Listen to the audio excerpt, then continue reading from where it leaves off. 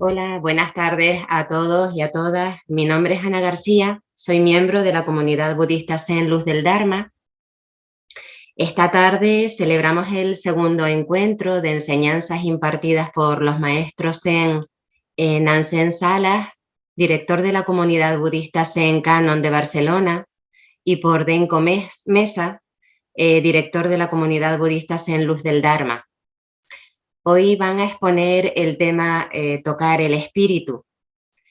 Nos alegramos mucho de la participación de todos y de todas ustedes y sí que les pedimos que a lo largo de la enseñanza, si son tan amables, apaguen los micros, enciendan las cámaras y no intervengan hasta que no terminen los maestros.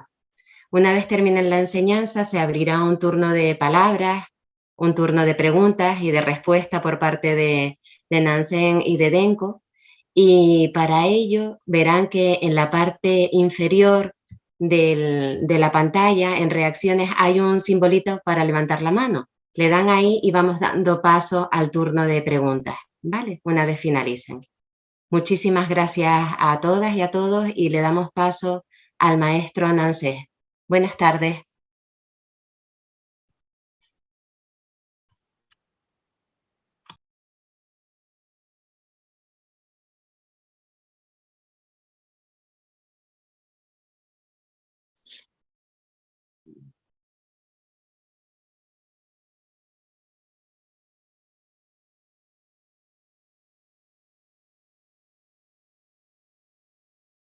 A ver, Nansen, ahora sí puede.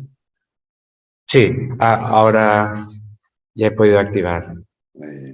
Muy bien, pues muchas gracias, Miana, por presentarnos y muchas gracias al maestro Denko por compartir este espacio de encuentro entre nuestras comunidades. Os hablaré desde el Templo Zen de la Gran Vía, que es el nuevo templo que este verano hemos fundado con nuestra comunidad, que está en la calle Gran Vía de Barcelona, en el centro de Barcelona, y que a partir de ahora pues es un nuevo espacio para la sangha, para sentarse en zazen, para practicar el samu y para escuchar el dharma. Cuando con el maestro Denko escogimos la fecha del 3 de diciembre para hacer este nuevo encuentro, nos pareció que dada la proximidad con el retiro de Rohatsu de diciembre, que como sabéis pues es una tradición en nuestra escuela, era una buena ocasión para hablar de Seishin, en japonés, que significa tocar el espíritu. A partir de ahí, pues claro, podemos hablar de tocar el espíritu en todos sus aspectos, ¿no?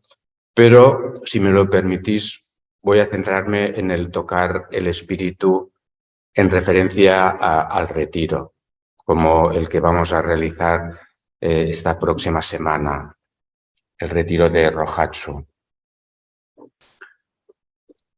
El Rohatsu es el retiro zen que se realiza en conmemoración del despertar del Buda, el día 8 de diciembre.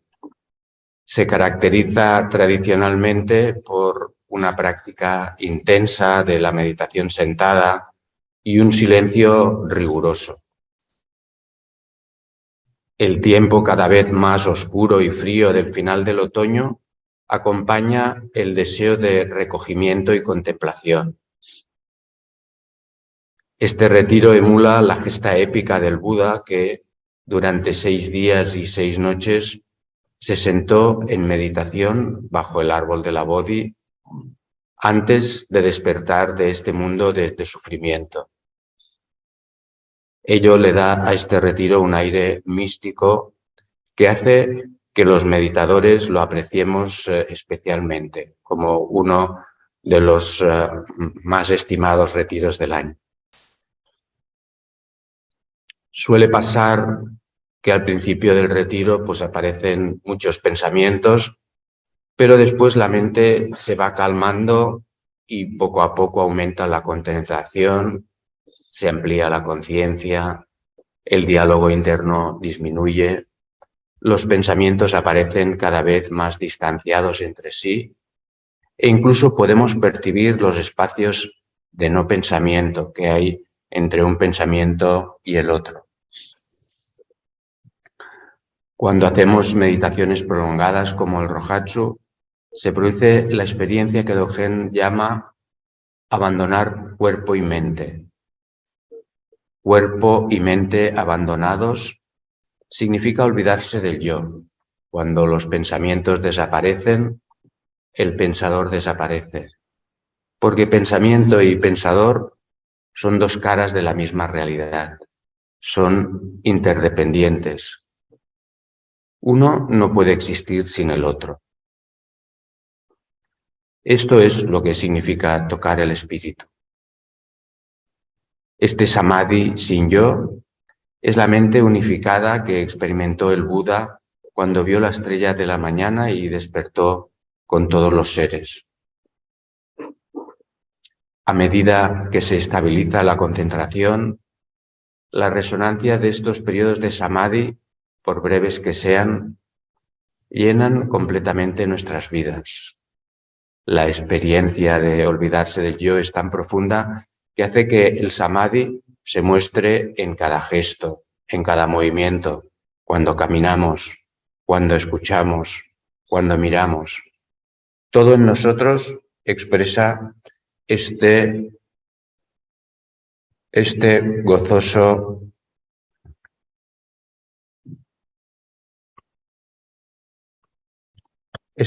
momento, este gozoso samadhi. Pero puesto que hablamos de tocar el espíritu y de celebrar el momento en el que lo hizo el Buda, dejadme que recuerde la historia épica que celebramos el 8 de diciembre. ¿Qué es lo que sucedió? Es una historia que seguro que todos conocéis, pero siempre va bien volver a recordarla. El Buda pertenecía a la estirpe india del linaje del Sol. Era el hijo de un rey de una comarca del Nepal y en palacio disfrutaba de todos los lujos. Su padre esperaba que le sucediera en el trono. Pero cuando el joven Siddhartha fue consciente de la realidad del sufrimiento, escapó saltando el muro de palacio a medianoche para buscar el fin del sufrimiento. Se cambió de ropa, se afeitó la cabeza y pasó 6 años practicando el ascetismo más severo. Y cuando estaba al borde de la muerte por extenuación, esquelético, hambriento y sediento, sin fuerzas ni siquiera para levantarse, una joven aldeana lo encontró y le ofreció arroz con leche. Gracias a los cuidados de esa joven, el Buda recuperó sus fuerzas y se dispuso para el esfuerzo final.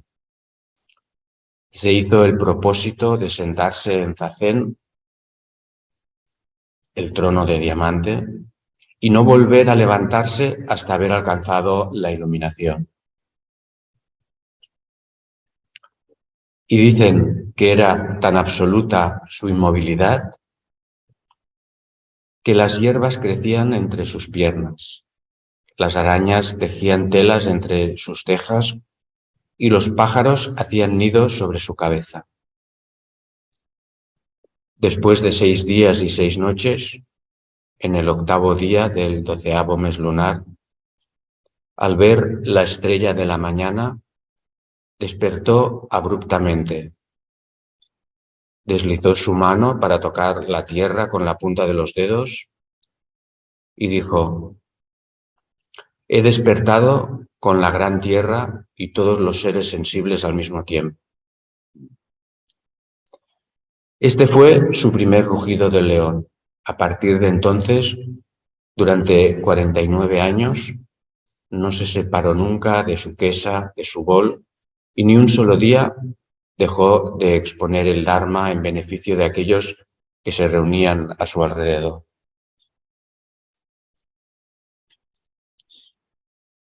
¿Y qué hacemos nosotros en el retiro para poder tocar el espíritu como lo hizo el Buda? Pues simplemente seguir la práctica constante del despertar. Un antiguo Buda dijo: vivir 100 años no se puede comparar con vivir durante un día la práctica constante del despertar. Y ahí Dogen dice: en el ciclo de nacimiento y muerte de millones de años, un día de práctica constante del despertar es el antiguo espejo de todos los nacimientos y de todas las muertes. Un día de práctica constante del despertar es gozo y maravilla. Aunque no estés seguro de ello, no desaproveches este día en cosas vanas. Este día es un tesoro raro de encontrar. No lo compares ni con la perla brillante de un dragón, pues una perla brillante se puede encontrar. Pero este día perdido, cuando se ha perdido, ya no lo puedes recuperar. ¿Quién puede recuperar un día pasado? No perdáis el tiempo en vano, decía. Este no perder el tiempo en vano es verter con cuidado el paso del tiempo dentro de este saco de piel, sin dejar caer ni una sola gota. Una vez lo veas claro, no desperdicies ni un solo día. Practica de todo corazón, de día y de noche, en invierno y en verano. No es que los antiguos Budas no tuvieran ocupaciones ni responsabilidades. Es que sabían dejarlas antes de sentarse a meditar. El otoño se acaba, el sol y las nubes se alternan rápidamente. Es el momento de emprender la práctica constante del despertar.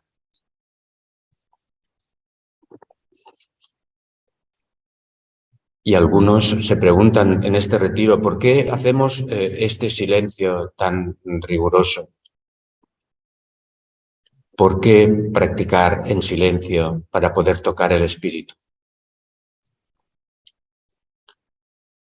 El gran maestro Tozán dijo: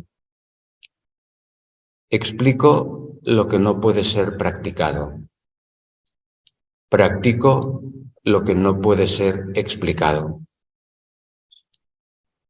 ¿Por qué hablar por hablar? ¿Por qué hablar de lo que podemos practicar y comprender en silencio? A veces hablamos demasiado. Hablamos para explicar lo que cada uno puede experimentar por sí mismo. Hablamos para llenar el silencio, como si tuviéramos miedo de que del verbo ausente surgiera un torrente de oscuridad que engullera nuestro yo. A veces hablamos demasiado poco. Callamos ante el sufrimiento de los demás, sabiendo lo que verdaderamente les puede ayudar. Dogen dice que la práctica clarifica el verbo, igual que el verbo clarifica la práctica. Lo que practicas todo el día es lo que explicas todo el día. No hace falta hablar sobre lo que puede ser practicado, porque practicándolo queda explicado. Y es por eso que practicamos el Rohatsu y los retiros en silencio. Sentarse a meditar con los demás no necesita ser explicado. Simplemente sentarse. Todo el mundo lo puede comprender. Todo el mundo puede conectar con su naturaleza y compartirlo en silencio con los demás. Es practicar lo que no puede ser explicado. Nadie puede explicar la gozosa experiencia de la no dualidad. No hay palabras. Es solo sentarse. Todo el mundo lo puede sentir.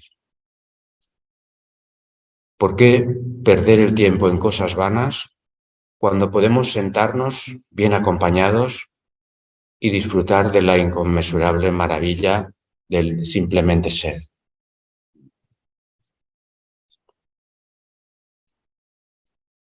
Joshu dijo: si no dejáis nunca el monasterio y no habláis durante 5 o 10 años, nadie os podrá llamar mudos. Ni tan siquiera los budas os podrán decir nada. Es de esta manera que Joshu expresaba la práctica constante, el tocar el espíritu.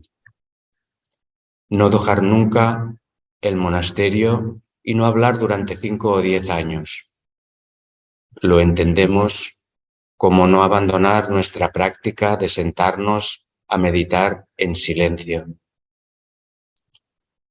Si continuamos nuestra práctica constante de meditar sentados en silencio, nadie nos podrá llamar mudos, porque esta práctica expresa los innumerables versos del Dharma.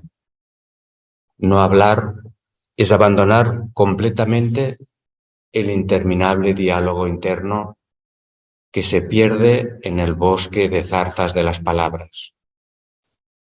Con este no hablar, no nos podrán llamar mudos.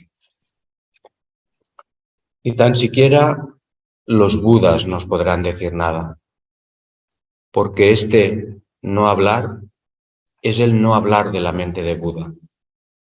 Es el yo mudo que no es mudo. Dogen dijo: implicaos tranquilamente en la práctica constante de no dejar nunca el monasterio.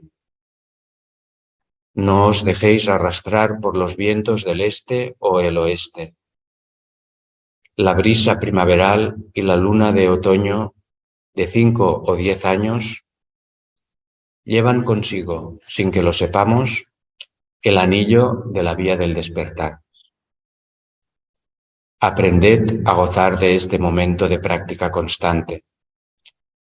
No penséis que dejar de hablar es inútil. Entrar en el silencio es un monasterio. Salir del silencio es un monasterio. El universo entero es un monasterio.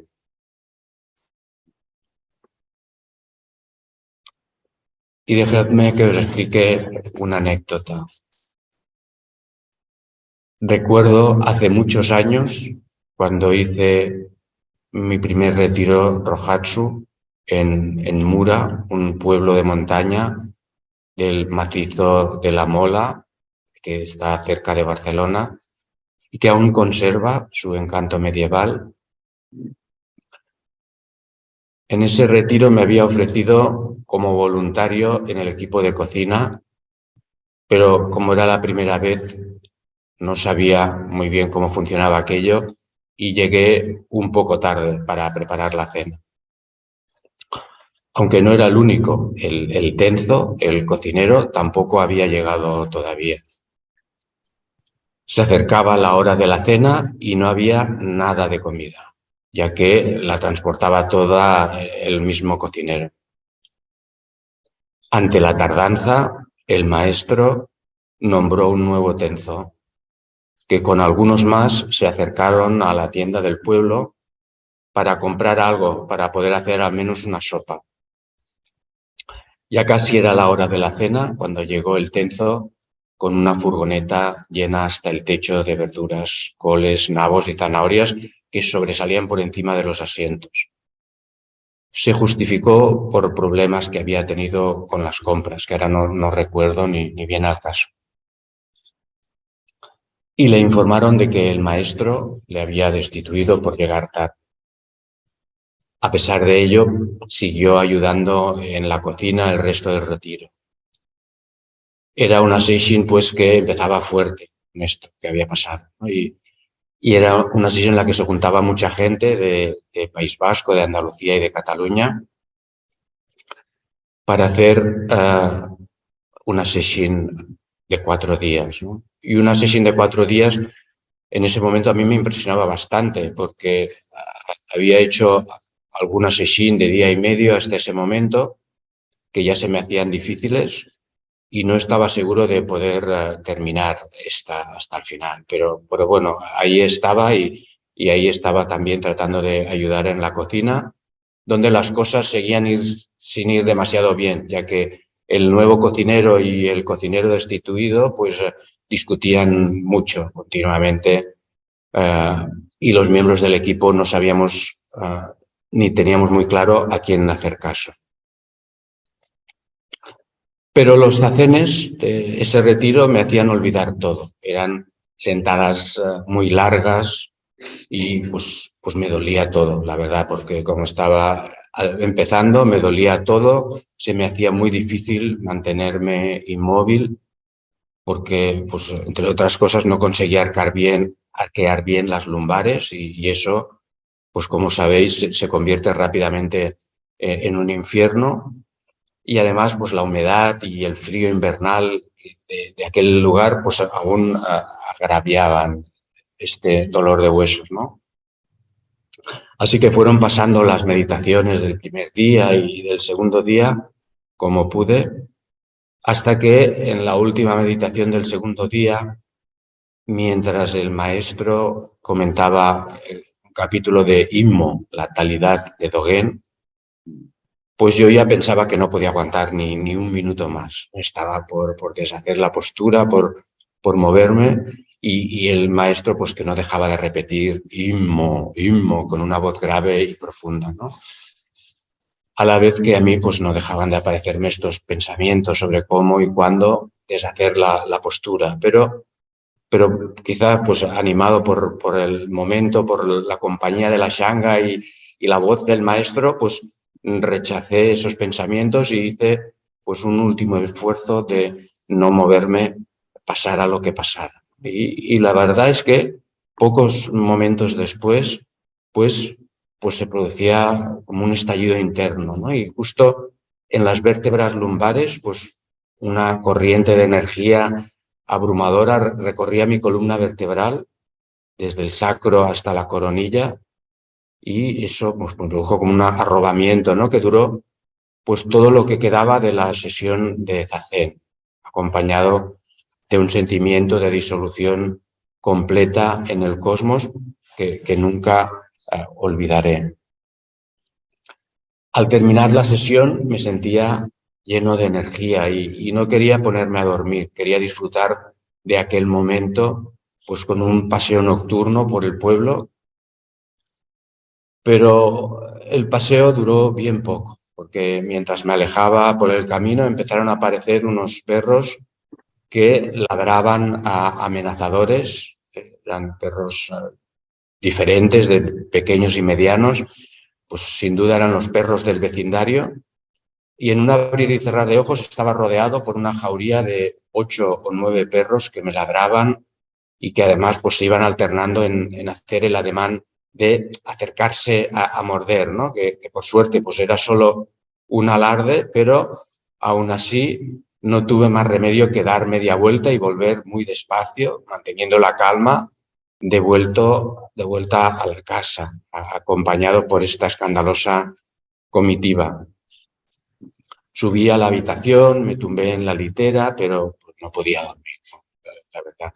Estaba tan conmovido que las lágrimas brotaban de mis ojos como si de un manantial se tratara. Al día siguiente llamé a casa y mi mujer y el niño de 1 año estaban con fiebre alta y así que tuve que dejar el retiro en aquel momento que todavía no se había terminado. Es una de las pocas veces que he tenido que interrumpir un retiro, pero la verdad es que después de la experiencia que había tenido el día anterior, pues no me podía sentir en absoluto decepcionado. Así que en el camino de vuelta en el coche, pues quería prolongar la experiencia, me puse música de Ray Lynch para tratar de prolongar la experiencia, pero la verdad es que ya se había desvanecido. Sabía que no había sido un sueño, más bien todo lo contrario. Durante unas horas me sentí como si hubiera despertado de mi sueño de éxitos y fracasos, de mi sueño de proyectos e ilusiones, de mi sueño de creer ser alguien que nunca he sido. Y ahora, mientras volvía por aquella sinuosa carretera de vuelta a casa, pues entraba de nuevo en ese viejo sueño, pero había algo que había cambiado. Era como en una noche de tormenta que un relámpago había mostrado un paisaje que, aunque me resultaba familiar, desconocía. Me sentía como un vagabundo que había encontrado por fin el camino de vuelta a casa. Y desde entonces nunca he dejado de hacer retiros y de recomendárselos a mis amigos. Mis discípulos saben cómo les insisto para que vengan al retiro. ¿Cómo podría no hacerlo después de las experiencias que he vivido en ellos? ¿Cómo dejar que alguien a quien estimas se pierda la maravillosa oportunidad de conectar con la verdadera naturaleza de su existencia? Y es que el retiro es radical, toca lo más íntimo del ser. Durante un retiro, simplemente sentados, sin buscar ni esperar nada, podemos experimentar la verdadera naturaleza del ser, el simplemente ser. Ver la verdadera naturaleza del ser es la experiencia de no separación de la totalidad del universo. Puede que sea una experiencia muy breve, pero es radical, toca lo más íntimo del ser. En este momento vemos la unidad de todas las cosas. Comprensión y experiencia se fusionan. Lo que hemos comprendido se certifica en la práctica. Nuestra práctica certifica la verdad. La verdad ya no es una idea, es nuestro propio cuerpo y mente. En este momento, la verdad es nuestro ser. Nosotros nos convertimos en la verdad. Y todas nuestras acciones lo certifican. Es así como empezamos a vivir la sabiduría en un ciclo que empieza sin fin. A cada paso hay práctica y a cada paso hay iluminación. La sabiduría se manifiesta en nuestra vida. La realización se hace tangible, es transformadora, capaz de cambiar el curso de nuestra vida. Y si esto no pasa es porque no estamos completamente implicados en la práctica y hemos relegado el camino espiritual a palabras y conceptos, a un mero entretenimiento. El retiro de meditación zen nos conduce hasta la puerta y por esa puerta solo podemos pasar si estamos completamente implicados en la práctica. Entonces nos sentimos empujados a sentir el verdadero ser y la sabiduría se manifiesta en todas direcciones, en cada cosa que hacemos o que no hacemos, en cada cosa que decimos o que no decimos, en cada cosa que pensamos o que no pensamos. Todo en nosotros manifiesta la naturaleza original. Y lo voy a dejar aquí porque veo que es la hora que nos habíamos fijado. Y así pues te devuelvo la palabra, maestro Denko, por si quieres hacer tu exposición. Sí, sí. Muchas gracias, Nansen. A ver si consigo anclarme yo. El anclaje, muy bien. Bueno, de verdad, Nansen, muchas gracias por tu compartir esa parte personal llena de perros. Me ha llegado, me ha llegado muy adentro y muy linda, de verdad. Bueno, gracias a toda la sangha que se está uniendo a este segundo encuentro. Hoy, como ha dicho el maestro Nansen, lo hemos titulado Tocar el Espíritu. Y yo también haré referencia a la importancia de los retiros, quizá al final de la exposición, y paso a a compartir lo que me ha ido viniendo como enseñanza.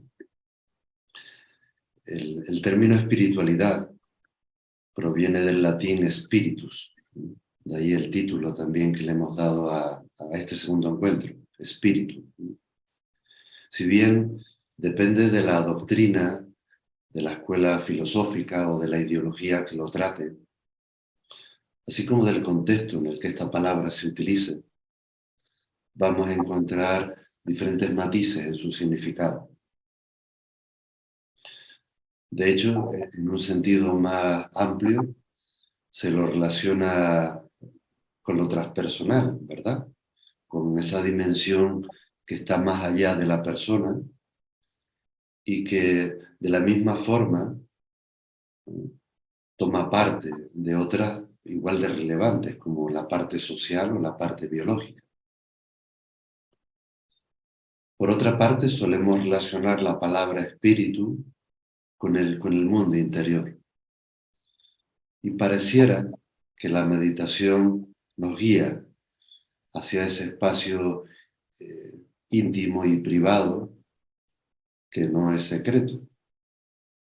Sin embargo, en todas las vías contemplativas o religiosas, lo de adentro, lo de afuera, lo interno, lo externo, lo de arriba, lo de abajo, lo que está allí o lo que está allá, absolutamente todo, en cualquier tiempo o en cualquier espacio, ahí cabe dentro de lo que estamos llamando espíritu.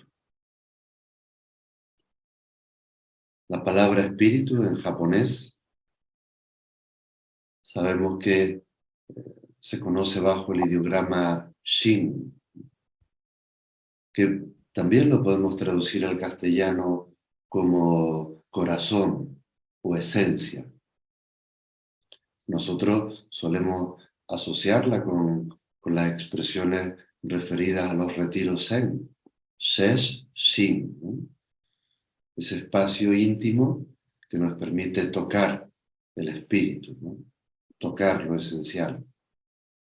Y también lo usamos en la frase clásica, en nuestra tradición, Ishin den Shin, de ser a ser, de corazón a corazón, de espíritu a espíritu.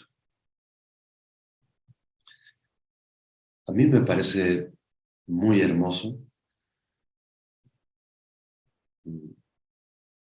rememorar ese instante, ese vínculo con lo sagrado que surgió en aquel maravilloso instante que nosotros rememoramos una y otra vez. Me refiero a cuando se dice que estando en la ciudad de Rajgir, concretamente en lo alto del pico de los buitres, el venerable impartía enseñanzas sobre la prajna paramita, o sobre la perfección de la sabiduría, y parece ser que en un momento inesperado, pues Siddhartha detuvo el discurso, todo permaneció quieto, cogió una flor, la movió entre los dedos y cuenta que en ese preciso instante Mahakāsyapa sonrió. Lo que ocurrió ahí es que ambos se reconocieron en un mismo siendo, o sea que juntos vivenciaron lo real. Y esta sonrisa cómplice es un signo saludable de la práctica. Es el reflejo del gozo del ser manifestado. Esta es la emoción sublime del gozo, el mudita. Así que hay muchas formas de declarar tocar el espíritu o tocar lo esencial. Ahora bien, en el momento en que hay algún tipo de pretensión por parte del meditador, es decir, querer atrapar lo que acontece o simplemente tocarlo, el sujeto se va a alejar tanto de ello como se separa el cielo y la tierra por el mínimo grosor de un cabello. Esto lo expresó de forma muy acertada el maestro Zen Kanchi Sosan en su obra El Shinjin-mei, el poema de la fe en el espíritu, que también el maestro Nansen ha hecho un maravilloso libro con comentarios sobre este gran patriarca. Y este canto de fe al espíritu también alude al título que le hemos dado a este encuentro. A mí es una obra que personalmente me conmueve y que recoge versos como este. Si detenemos todo movimiento, nuestro espíritu se tranquilizará. Y esa tranquilidad a continuación provocará de nuevo los movimientos. Si permaneces en uno de los dos extremos, ¿cómo podremos comprender el otro? Así que insisto en que es una obra maravillosa y que ahí encontramos el legado espiritual del incipiente budismo Chan en China, muy influenciado por el taoísmo, y es un poemario de referencia para nosotros como practicantes, porque supone un canto, una alabanza al espíritu de lo insondable. Y por seguir poniendo la mirada en términos relativos a nuestra tradición, me vienen con fuerza expresiones como Fukatoku, imposible de aferrar, o la conocida Musotoku, nada que obtener. Son expresiones que han cobrado enorme relevancia en nuestra tradición. Nosotros ya lo somos todo. Siempre ha sido así. Somos luz, conciencia y un vacío manifestado que surge, se desarrolla y regresa al origen mismo del que partió. Por ello, sentarnos y reconocernos, hacerlo sin afán, vivir sin pretensión alguna, abrirnos a la eternidad de lo presente desde el puro gozo de reposar en la confianza y saber que todo es como es, son cualidades que forman parte del ámbito del espíritu. Así que de igual manera podemos relacionar la palabra espíritu con lo esencial, con lo relevante, con lo único, con lo fundamental. Pero ¿a qué nos referimos cuando decimos esencial? Algunos creen erróneamente que no hay propósito en este camino hacia los adentros. Pero esta perspectiva o enfoque de la vía es erróneo. Claro que hay una meta que alcanzar. De hecho, uno de los brazos del óctuple sendero nos habla de la visión clara. Es decir, Maestro Nansen hablaba de la importancia de la práctica de todo corazón, haciendo referencia a Dogen, esa práctica constante. La visión clara tiene que ver con poner todas nuestras energías en la dirección adecuada. Es decir, proponernos alcanzar la realización de nuestra auténtica naturaleza. Básicamente hablo de estar en disposición de crecer, de evolucionar y de dar lo mejor de nosotros mismos. De esta manera, la práctica es una invitación a responsabilizarnos y no esperar a que los otros lo hagan por nosotros. Así que para que esta comprensión y realización de la práctica ocurra, la intención o motivación son fundamentales en el camino de la práctica meditativa, así como el mantenimiento de la constancia. A todo esto nos referimos cuando decimos tocar el espíritu o abrazar lo esencial. En Pali encontramos la palabra nibbana, que se refiere a un fuego que se apaga. El Buda se refería a esta experiencia como la liberación del ardor que produce nuestro vínculo con el apego.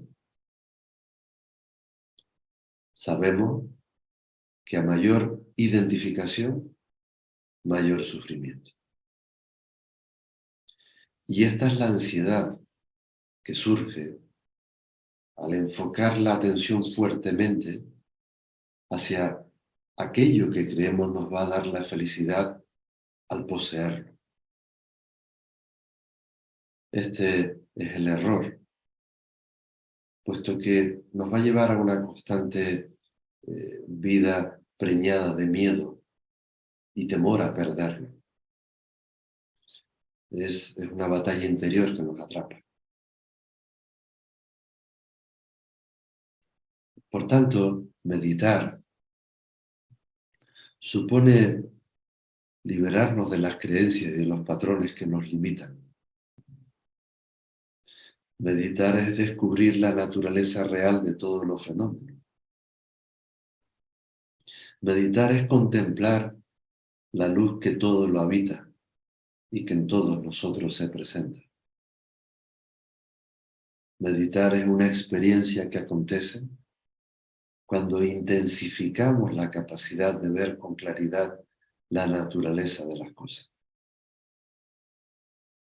Y es solo desde esta experiencia y mirada que surge en nosotros la comprensión. No hay otra manera de integrar y nutrir nuestras cualidades. Todo lo que sale fuera de esta comprensión a la que acabo de hacer referencia es un mero entendimiento intelectual que nos lleva a creer que sabemos. Pero de esta forma no hay un cambio sustancial verdadero. Y nosotros, los meditadores, sabemos que mediante la quietud estable de una postura adecuada, que va viniendo con el tiempo, con la práctica,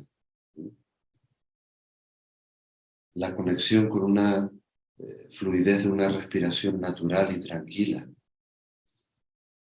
ese lenguaje del silencio y el sostenimiento de una atención consciente, accedemos a esa experiencia de tocar lo que no puede ser atrapado. Por esta razón decimos que el espíritu de nuestra vía está en Sazen, y especialmente en los retiros de meditación se dan las mejores condiciones para experimentarlo y compartirlo. Por eso, como decía el maestro Nansen, claro, insistimos tanto en que se vengan a los retiros, vamos, no se pierdan ni una, ¿sí? Porque apunta realmente al desvelamiento del ser. Cobra una enorme importancia el retiro de meditación en el progreso del despertar del practicante. Porque los retiros, ya digo, o sea, ese maravilloso poder del silencio que se mantiene sin esfuerzo. Las sesiones de práctica continua que se alternan con el sadhu, con los trabajos de mantenimiento, limpieza, cocina, retretes, lo que toque. Sumado todo ello a las enseñanzas del maestro y el desarrollo de toda la actividad desde el amanecer hasta la noche, en un entorno de naturaleza, a ser posible, que es lo que intentamos. Eso es algo que no tiene parangón en nuestras vidas cotidianas. Es un verdadero regalo, una gran fortuna. Así que todos estos elementos forman parte de la esencia de la vía del Zen. Son condiciones que favorecen enormemente el desarrollo y el mantenimiento del estado de presencia. Por esa razón animamos tanto a todo el mundo a participar en los retiros. Son ocasiones únicas, momentos que elegimos a conciencia para permitirnos reposar en la experiencia del instante presente. En cualquier caso, al retirarnos, no huimos de nada y tampoco nos dirigimos hacia ningún lugar distinto o especial. Logramos encontrar en la sesión un eje justo en el ámbito de nuestras cotidianidades. Alcanzamos lo que yo denomino personalmente la distancia prudencial, es decir, no sentirnos ni demasiado cerca de aquello que nos atrae y por tanto nos gusta, ni tampoco permanecemos excesivamente distanciados de aquello que no queremos ver, porque de esta manera podemos descubrir por qué reaccionamos a aquello que nos disgusta. Esta es la vía del Zen, el camino del equilibrio, la mesura y la tranquilidad de ánimo. Además, en los retiros nos damos cuenta de que existimos siempre juntos. Nuestras individualidades y particularidades, formas de ver las cosas, poco a poco van quedando a un lado. Con el paso de las horas y de los días, en un retiro, se abre la mente de par en par y se expande de lleno el corazón. Es decir, la mente deja de controlarnos, diciéndonos lo que hay que hacer y además idearlo todo. Y va dando paso a esa expresión íntima del ser. Y especialmente en el marco de una sesión, la presencia del maestro, la posibilidad de entrevistarse y encontrarse en privacidad con él o con ella, supone darle sentido al trabajo interior que está haciendo el practicante. Debemos recuperar el valor del amigo de bien que nos acompaña, que nos asesora, que nos anima y nos advierte de los paisajes interiores por los que estamos transitando. Es que solo nos hacemos muchas trampas con respecto a la práctica. Podemos llenarnos de ideas preconcebidas sobre la propia práctica, entrar en competición o incluso en comparación con otros miembros de la sangre. Y es el vínculo con el maestro lo que favorece la visión clara de la que hablaba antes, es decir, la orientación adecuada del camino a seguir.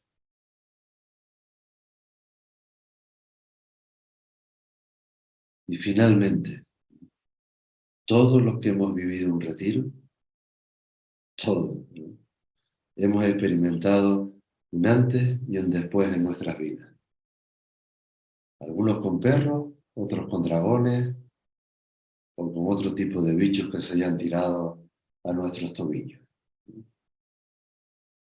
Pero es verdad, yo siento que marcan profundamente la trayectoria existencial de la persona. Por eso los retiros son un marco incomparable para darle sentido a nuestra práctica diaria en los dojos de ciudad o en nuestros propios hogares, cuando meditamos de forma individual. Porque en el retiro todo tu ser queda impregnado por el eco de la ceremonia, por el ritmo de los sutras, por el sonido del tambor, el canto de las campanas, ¿no?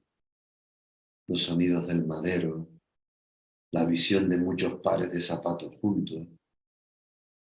Son tantas maravillas que nos regala una mirada amplia en un retiro, que todo esto nos va a llevar siempre al recuerdo de lo que merece la pena ser recordado.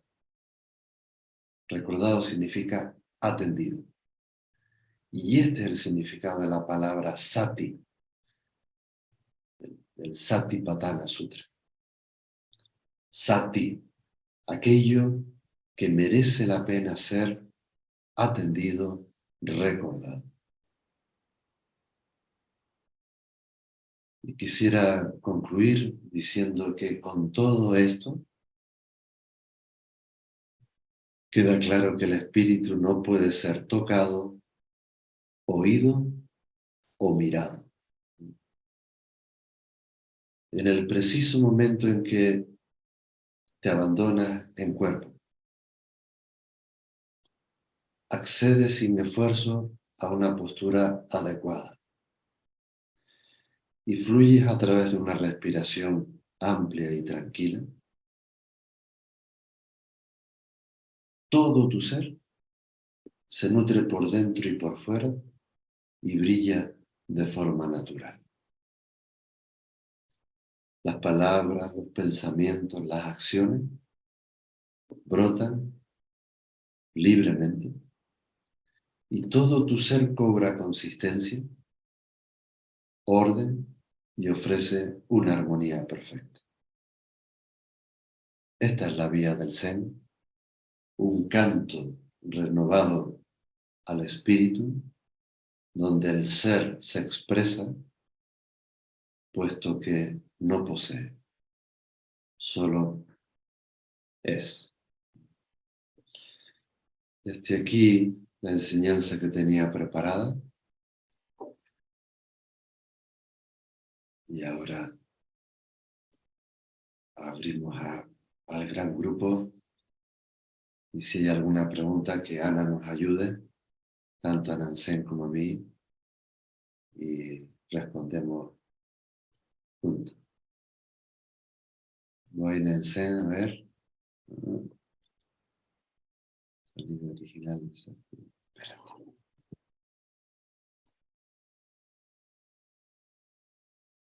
Voy. A ver si consigo eso.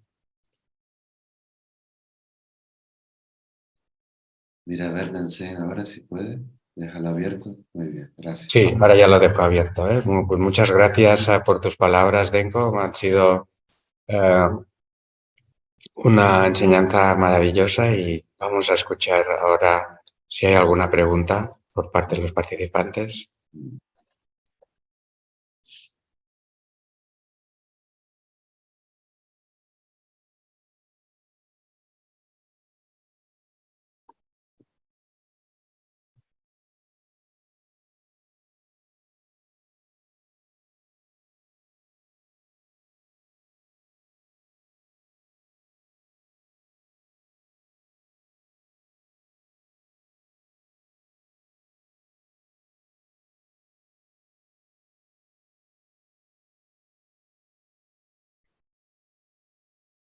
Como estoy con el equipo técnico aquí, que hoy Teresa nos falló, voy a ver si puedo abrir los micros y si no, que lo escriban en el chat y Ana que nos lo Sí. diga. Hay una pregunta, creo que hay una mano levantada de Mónica Villanueva y hay una pregunta en el chat de Monse. Paso, no sé quién fue primero, entonces paso con la pregunta si les parece y ahora le damos paso a Mónica. La pregunta es de Monse. Dice, ¿podrían explicar brevemente la diferencia principal entre Zen y budismo tibetano?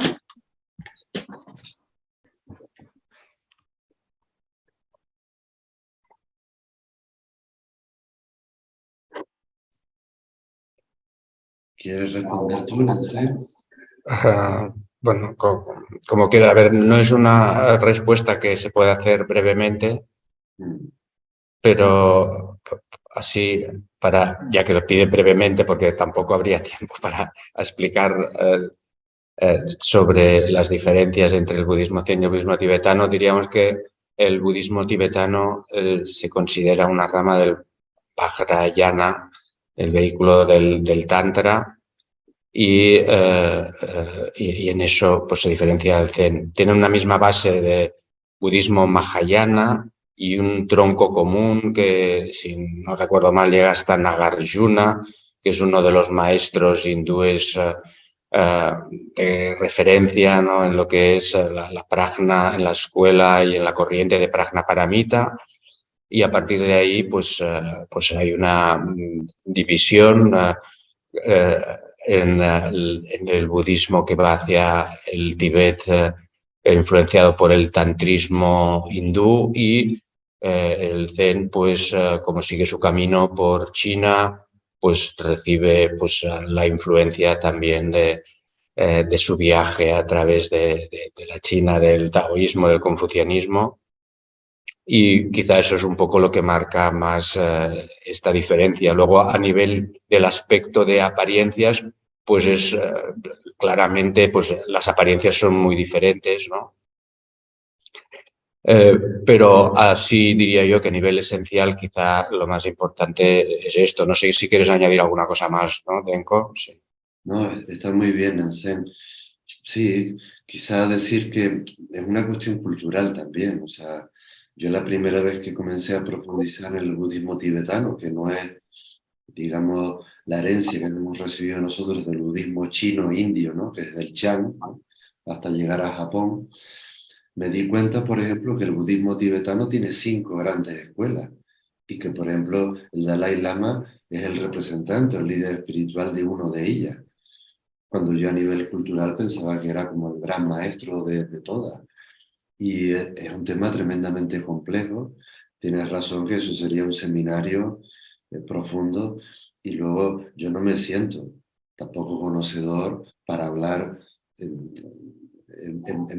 favor del budismo tibetano, salvo decir que son hermanos de Dharma como nosotros. O sea, ellos vehiculan a su manera el mismo Dharma, las mismas 4 nobles verdades, el octuple sendero, y por cultura ellos crearon toda una pedagogía de la conciencia basada en sus propios mantras, visualizaciones, cantos, rituales, que son propios de ese contexto indio-nepalí en la parte arriba de India, donde ellos también se fusionaron en un sincretismo con tradiciones espirituales de esa época, como el Bon u otras, ¿no?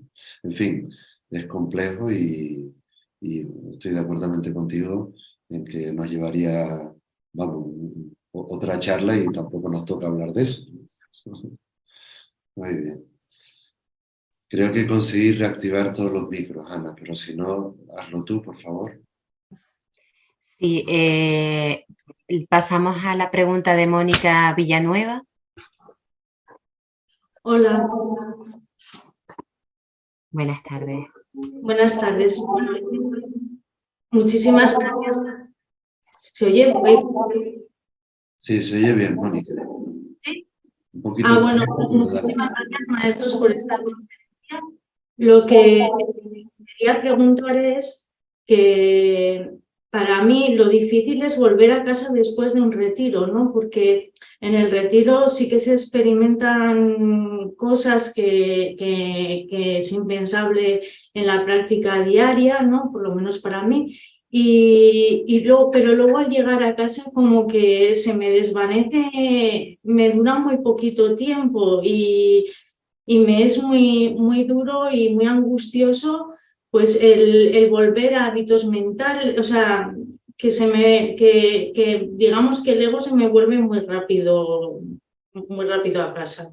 O sea, los hábitos mentales y todo se me hacen muy difíciles de quitar cuando en el retiro ya no los tenía. Entonces, no sé si hay alguna manera de mantener el retiro o de llegar a casa de una manera más paulatina o algo así, no sé. Sí, no sé si quieres respondo yo ahora y después te paso. O habla tú si quieres, sí. Sí, lo que hay que hacer es mucho más retiro, Mónica, de manera continuada, de forma que ese hábito saludable de abrirse y expandirse y dejarse reposar en la confianza tenga una continuidad en tu vida. Es normal que al salir del mundo cotidiano y dejarnos envolver en un ambiente de naturaleza, de silencio, de comida natural, de enseñanza, de muchos sazen, se produce una expansión de la conciencia por parte del meditador y hay una cierta contracción al volver al mundo de lo cotidiano. Pero en la práctica es todo el tiempo. Es cierto que se intensifica la mirada en un retiro, pero poco a poco, de verdad te lo digo, a medida que uno va practicando con los años, va encontrando esa naturalidad en esa intensidad de la que te estoy diciendo. Nosotros no huimos de nuestra vida cotidiana. Y ese personaje del que tú hablas, ¿no? Hablaste de la angustia o del miedo al volver a casa, eso poco a poco va apaciguándose. Y ten paciencia contigo misma también. Continúa progresando en los retiros y verás que se convierten en verdaderos regalos que te haces a ti misma, de encontrarte con los maestros, con la sangha, y de verdad, poco a poco esa supuesta contracción deja de cobrar poder y te vas a sentir más cercana a esa expansión de la conciencia sin forzarla, sin forzarla. Es que la práctica no se inicia o acaba con el sonido de una campana, o cuando uno hace o no un retiro, entra en un retiro o sale de un retiro. Es que no se entra o se sale, es todo el tiempo. Pero comprendo lo que dice, de verdad. Comprendo que hay un cierto, no sé, temor o desconfianza, de decir, bueno, y a ver qué me encuentro ahora en la vida cotidiana. Si tú conectas con tu corazón y con esa resonancia de la presencia que te acompaña, poquito a poco todo al volver se va normalizando y habrá personas que sintonizan con esa vibración de apertura y otros que no, que estarán en sus historias. Y tú, bueno, tendrás la capacidad de fortalecer, de cuidar esa apertura que has tenido en un retiro de forma natural en la vida cotidiana, sin forzarlo de ninguna forma. Eso es lo que me surge compartirte, Mónica.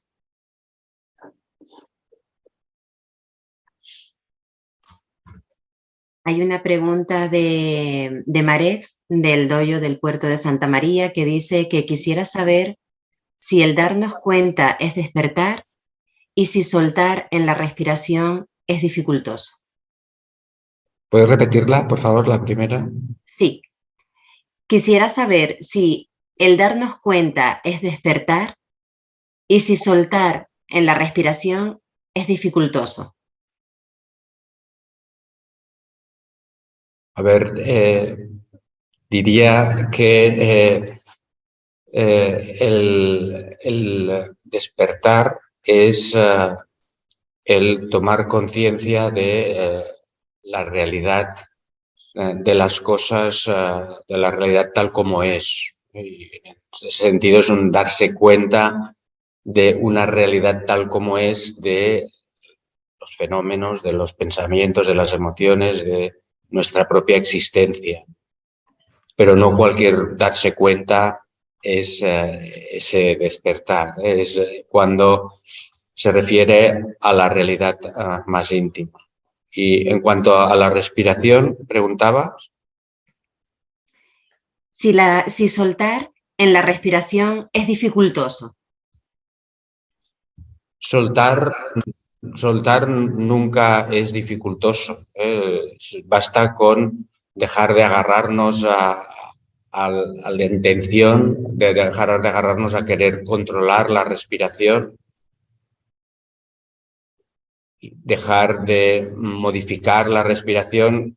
Muchas veces lo que cuesta es entender que se trata de un ejercicio de atención en la respiración, lo que hacemos durante la meditación zazen, y en ningún caso es un ejercicio de respiración como el que se puede hacer, por ejemplo, en el yoga, ¿no? Como el pranayama. No es un ejercicio de ejercitarnos conduciendo nosotros la respiración, sino que simplemente la observamos. Y en ese observar, pues evidentemente tiene que haber un soltar que no es en absoluto difícil. Si nos resulta difícil es porque ponemos intención. Si dejamos de poner intención, pues se convierte en algo completamente gratuito.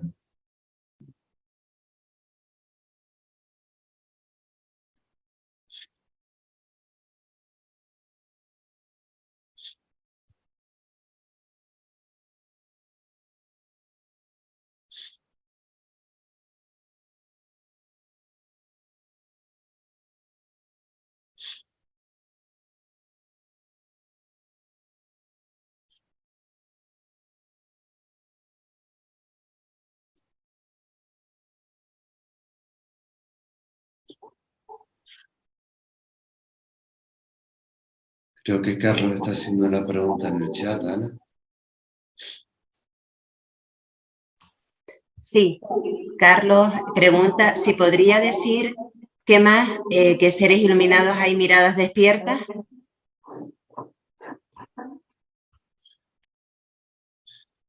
¿Qué manera de definir las cosas? Mira que nos cuesta soltar la mente. Seres iluminados, seres despiertos. Nombres, conceptos. Arañando la realidad de lo intangible a través del mundo de la mente. Lo ideal es soltar. Acompañar la respiración, como dijo el maestro Nansen, y darse cuenta de que todo es como es. Esto es tocar el espíritu. Lo demás son palabras vacías. Mi querido Carlos.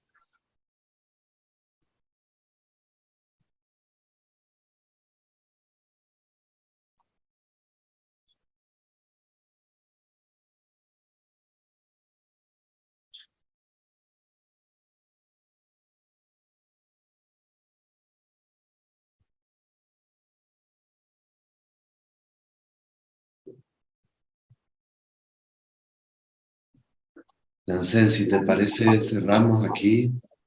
Yo creo que ha sido un encuentro muy hermoso, muy lindo. Perdón, Denko, hay una última pregunta antes de que cierres, que acaban de ponerla ahora.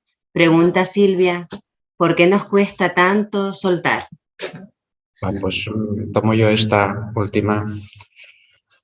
¿Por qué nos suelta tanto soltar? Bueno, pues porque nos aferramos nos apegamos a nuestra imagen personal, nos apegamos a nuestros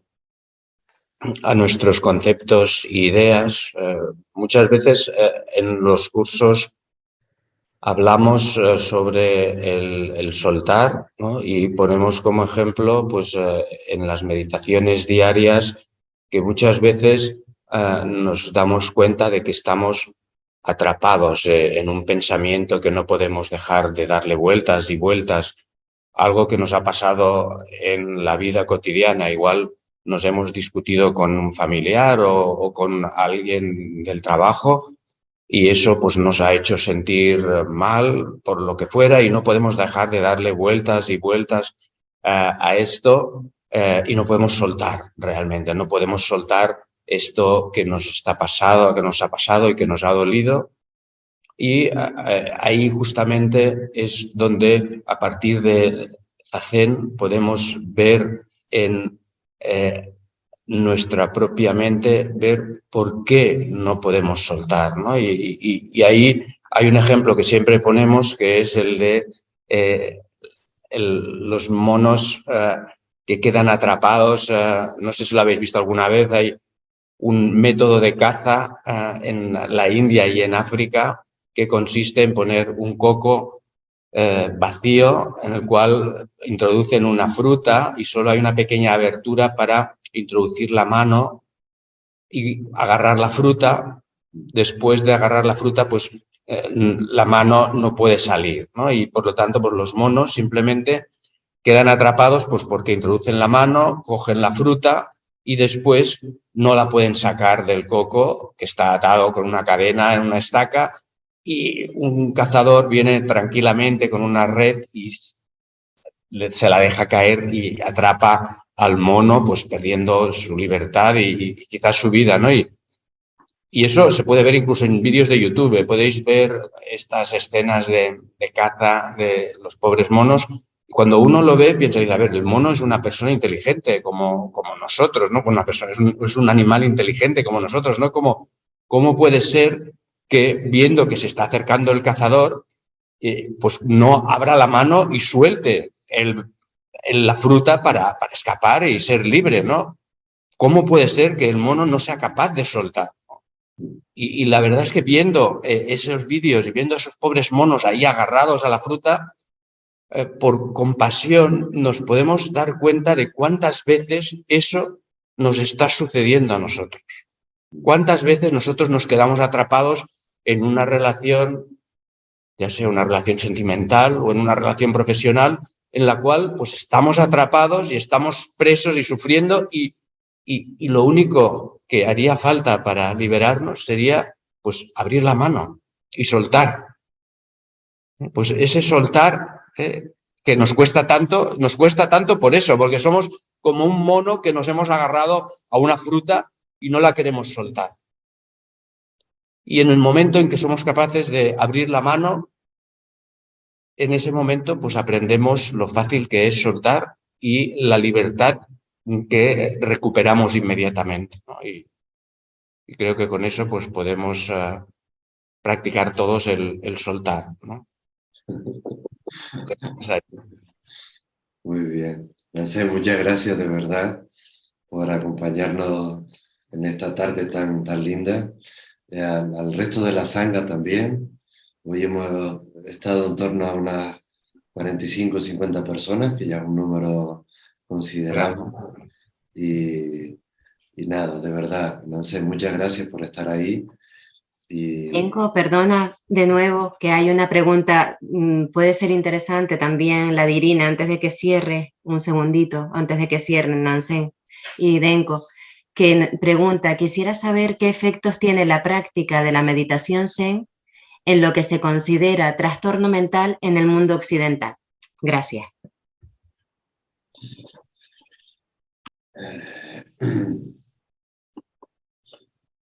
Aporta sobre todo estado de presencia a la persona. Es muy sencillo, a mayor desarrollo de la atención consciente, mayor estado de presencia. Y digamos, en ese mundo occidental al que se refiere esta persona, caracterizado por la prisa, la ansiedad, la falta de tolerancia, esa incapacidad de mantener esa distancia prudencial que expuse durante la presentación que hice, es notable la carencia de atención. Por lo tanto, la persona, la sociedad en general, vive en un estado de ausencia. Por eso debemos sentirnos tan afortunados los meditadores de encontrar el Dharma del Buda, que no es otra cosa que una enorme pedagogía para reconducir la mirada atenta, de forma que esa presencia cobre fuerza a través de nuestros pensamientos lúcidos, palabras coherentes y un cuerpo saludable. Eso es lo que necesita esa sociedad occidental en la que vivimos, y necesitamos muchos bodhisattvas en diferentes ámbitos de esa sociedad occidental. Así que es sencillo, a mayor atención, mayor presencia, a mayor falta de atención, mayor nivel de ausencia. Es una cuestión de esa libre elección.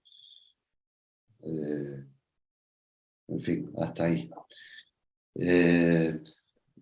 Yo lo dejaría aquí porque creo que en Ensén, en Barcelona, tienen práctica ahora. Por eso habíamos puesto el horario de manera que 1h15, 1h20, también a ustedes les diera tiempo de preparar todo ese templo de la Gran Vía, que prometo visitar a partir de enero en Ensén, que tengo muchas Aquí te ganas de esperamos, siempre eres bienvenido, sí. sentarme contigo, Natalia, y el resto de la sangha. Y igualmente, aquí en Tenerife tienes tu casa y también a la sangha, por si les apetece también hacer algún retiro bañados por los aires del Atlántico. Muy bien. Muy Pues, bien, pues muy bien. muchas gracias también, Denko. Muchas saludos a la comunidad Luz del Dharma y bueno, y muy contentos y felices de poder hacer estos encuentros y de continuar haciéndolos, pues porque creo que eso de poder compartir entre las dos shangas estos momentos, pues es muy, muy enriquecedor para todos y me gustaría continuarlo en el futuro. Así es. Muy bien. Un abrazo grande para todos. Cuídense, que estén muy bien. Chao, chao. Hasta luego.